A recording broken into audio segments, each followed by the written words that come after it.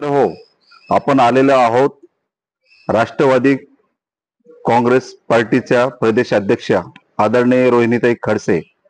रोहिणीताई खडसे म्हटल्यानंतर आमच्या उत्तर महाराष्ट्रात एक ज्वलंत आणि बुलंद तोफ असं म्हटलं जातं. रोहिणीताई ह्या जेडीसीसी बँकेच्या 5 वर्ष विद्यमान चेअरमन असताना जी तोट्यात गेली जेडीसीसी बँक होती, त्यांनी ती नफ्यात आणण्याचा देखील प्रयत्न केला आणि ताईंनी इथे मुक्ताईनगरमध्ये नामनिर्देशन पत्र दाखल केल्यामुळे या मतदारसंघाकडे पूर्ण महाराष्ट्राचं लक्ष वेधलेलं आहे.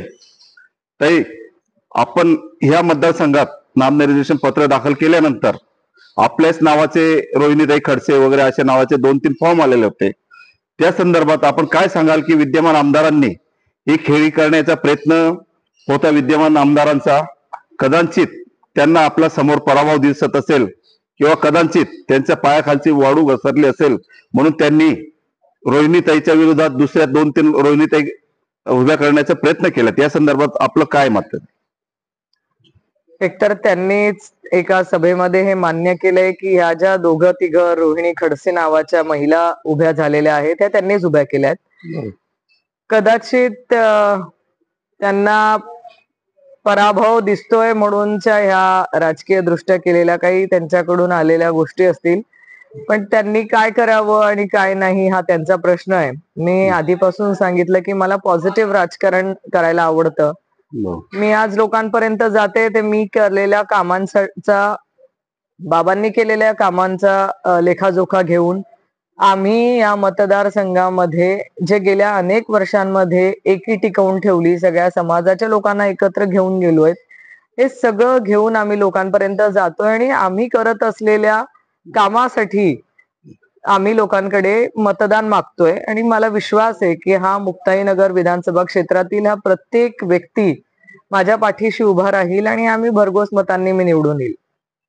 ताई, आपण निवडणूक लढत असताना नाथाभाऊंनी या मतदारसंघाला साधारणतः चांगलं वैभव प्राप्त करून दिलेलं आहे, परंतु गेल्या 5 वर्षाचा आमदारकीच्या चंद्रकांत पाटील यांच्या आमदारकीच्या कार्यकाळात काही उणिवा बसलेल्या आहेत.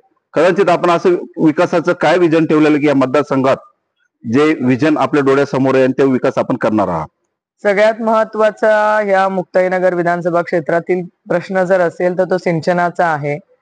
बोदवड तालुका हा कायम दुष्काळग्रस्त तालुका म्हणून राहिलेला आहे. काही भागांमध्ये आजही पाणी शेतीच्या बांधापर्यंत जात नाही, घरापर्यंत पाणी पोहोचत नाहीयेत. ह्यासाठी बाबांच्या माध्यमातून अनेक उपसा सिंचन योजनांना त्यावेळेस मंजुरी मिळाली, निधी देऊन त्या काम पूर्णत्वाकडे पण नेण्यात आलं. पण आम्ही कायम विरोधी पक्षात राहिल्यामुळे आम्ही त्या निधीला बाबा पूर्णत्वास नेऊ शकले नाहीत. अजूनही जसं बोदवड कुऱ्हा वडोदा उपसा सिंचन योजना आहे ज्याचं काम 80% पूर्ण झालंय, फक्त 20% काम बाकी आहे.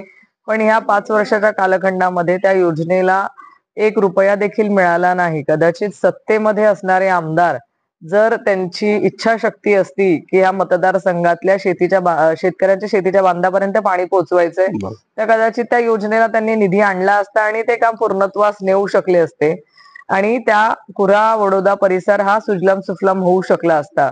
तशीच महत्वाची योजना म्हणजे बोदवड उपसा सिंचन योजना, ज्या योजनेच्या माध्यमातून संपूर्ण बोदवड तालुक्यामध्ये प्रत्येकाच्या शेतापर्यंत, शेताच्या बांध्यापर्यंत आणि प्रत्येकाच्या घरी पाणी पोहोचू शकतं.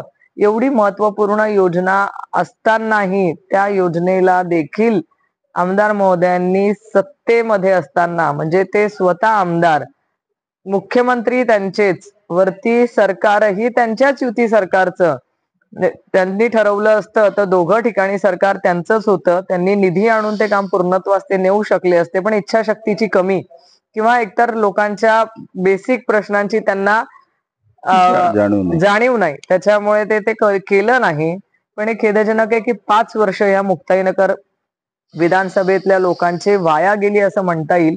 कारण प्रमुख सगळ्यांचं, आम्ही मुक्ताईनगर म्हटलं तर वारकरी संप्रदायातली लोक, आमच्यासाठी सगळ्यात महत्वाचं आहे की आमच्या आदिशक्ती संत मुक्ताईंचं मंदिर, जे मंदिराचं जीर्णोद्धाराचं काम नाथाभाऊंनी त्यांच्या माध्यमातून करून घेतलं होतं की त्या 100 कोटी रुपयांचा हा प्रोजेक्ट मंजूर केला. आणि एक ते स्वप्न आहे की ह्या परिसरातल्या ज्यांच्या नावाने हे मुक्ताईनगर ओळखलं जातं, त्या आदिशक्ती संत मुक्ताईंचा परिसर, त्यांचं मंदिर हे भव्य दिव्य असावं, त्या मंदिरासाठीही 5 वर्षामध्ये आमदार महोदयांनी 1 रुपया देखील आणला नाही. हे खेदजनक सांगावं लागतं. शेवटी श्रद्धा ही मनातून असावी लागते, पण बरोबर. ती त्यांच्याकडनं त्याचीही दखल घेतल्या गेली नाही.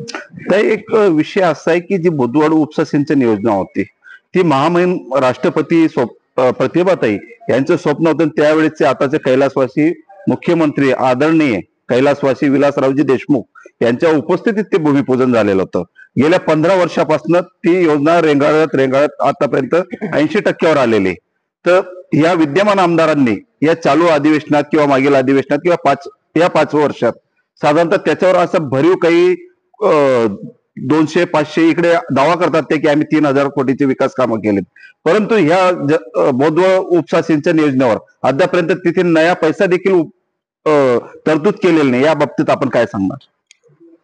गेल्या 5 वर्षाचा जर आमदार महोदयांचा कार्यकाळ तुम्ही बघितला असेल, तर त्यांनी विधानसभेमध्ये किती वेळेस भाषणं केली हे जर काढलं तर 5 ते 6 वेळेस मोजून त्यांनी भाषणं केली असेल. त्या प्रत्येक भाषणामध्ये जर अभ्यास केला तर एकदा भाऊंनी काय केलं, नाथाभाऊ किती त्रास देत आहेत, रोहिणी खडसेंकडनं त्यांना काय त्रास आहे, ह्या वैयक्तिक गोष्टींसाठीच ते जास्त वेळ भाषण त्यांनी केलेलं आहे. पण या मतदारसंघातल्या कुठल्याही उपसा सिंचन योजनेच्या बाबतीमध्ये त्यांनी पाठपुरावा हा विधानसभेमध्ये व्हायला हवा होता, तो केला नाही. कदाचित ते विधानसभेमध्ये मुद्दे मांडले असते, सारखा त्या गोष्टीचा पाठपुरावा केला असता तर सरकारकडनं नक्कीच मदत जाहीर करण्यात आली असती.